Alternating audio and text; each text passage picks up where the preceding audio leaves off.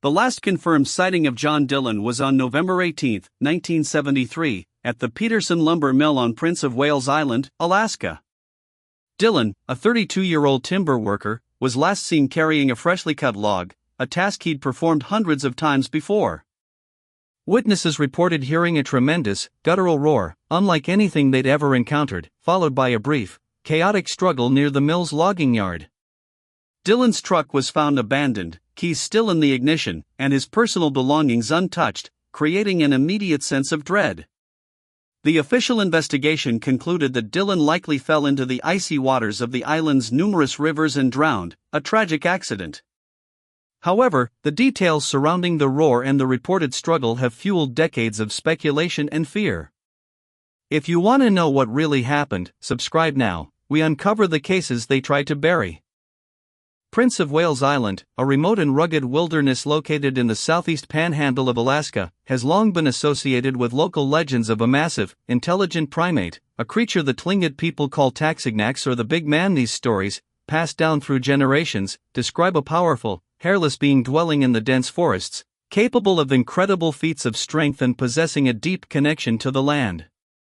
The island's dense vegetation, coupled with its isolation, provided the perfect environment for such a legend to flourish.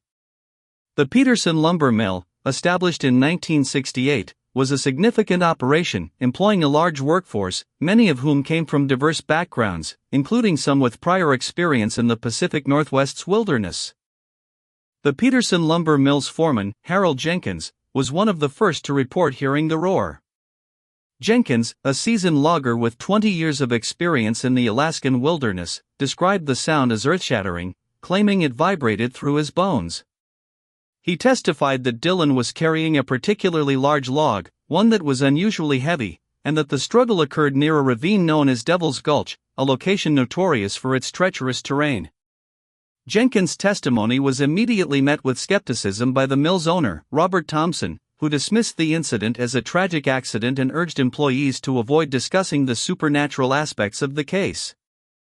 Robert Thompson, the mill's owner, a man driven by profit and eager to maintain a positive image for the company, immediately attempted to downplay the incident.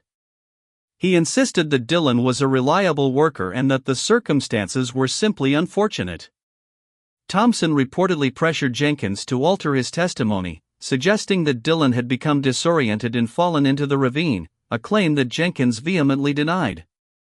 Thompson also initiated a private investigation, hiring a local detective, Dale Harding, to investigate the case, but Harding's findings were inconclusive and ultimately led to the official determination of accidental drowning. Dale Harding, the private detective hired by Thompson, conducted a cursory investigation, primarily focusing on interviewing mill workers and gathering physical evidence.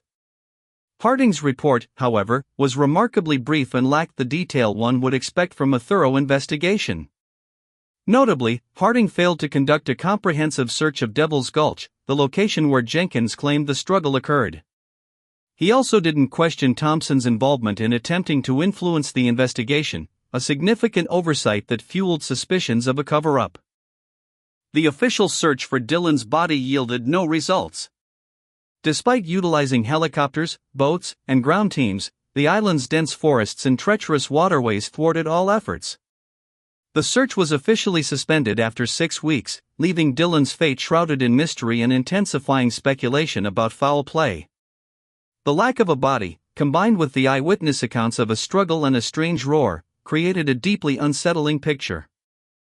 Local residents reported an increase in unusual animal sightings in the weeks following Dillon's disappearance.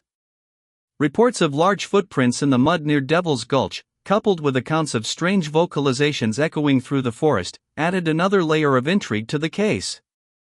These reports were largely dismissed by the authorities, who attributed them to misidentification or exaggeration, but they fueled the growing belief that Dillon had encountered something far more than just a drowning accident.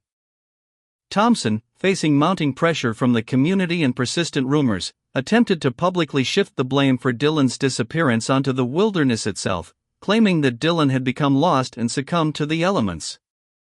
This statement, while seemingly logical, felt like a calculated attempt to quell speculation and avoid further scrutiny of the mill's operations and his own involvement. The mill's insurance payout increased dramatically, raising further questions about the circumstances surrounding Dillon's vanishing. Years later, a local historian, Sarah Miller, conducted a thorough investigation into the case, uncovering previously suppressed documents and interviewing longtime residents.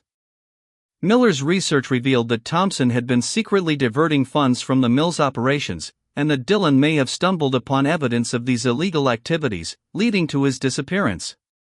The evidence was never presented to the authorities, but Miller's findings provided a compelling, albeit circumstantial, case for foul play.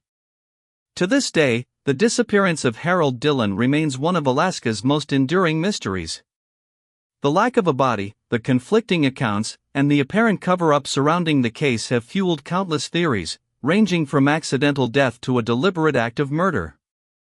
The legend of the man in the woods continues to haunt the shores of Prince of Wales Island, a chilling reminder of a tragedy that may never be fully resolved. If this opened your eyes to the possibility of something truly extraordinary lurking in our wilderness, subscribe right now. This channel is building a community of people who refuse to look away. Every like and notification helps us bring these forgotten stories to light. Don't miss the next investigation into the darkest corners of our world. Consider sharing this with someone who needs to know.